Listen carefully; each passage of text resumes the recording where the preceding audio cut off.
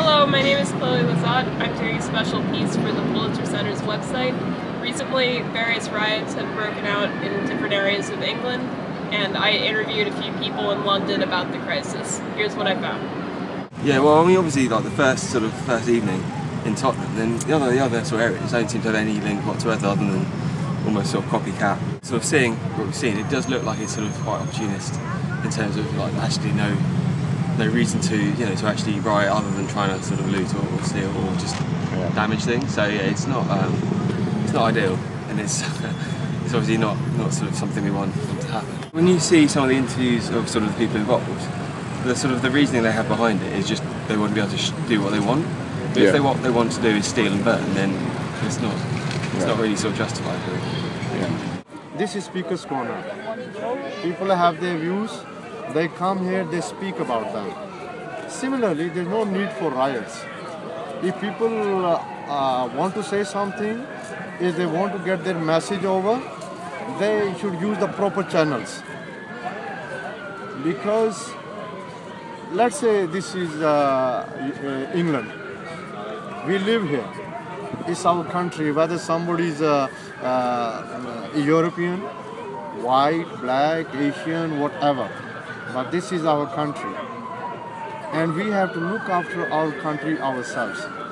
So if we start going around and causing havoc, destroying property, destroying shops, looting, no, it shouldn't be that way.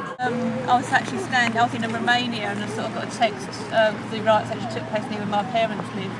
Yeah. So I was straight on the phone to them. But it seems though the press, my area, sort of like just exaggerated it all, and they were fine. But yeah, just seeing all the pictures in the press, it's quite unnerving. And even now, you can just feel that sort of sense of uneasiness. I think it took us all by surprise. But no, although the press sort of sensationalised it, I didn't think it was sort of to the extent that it was out of control.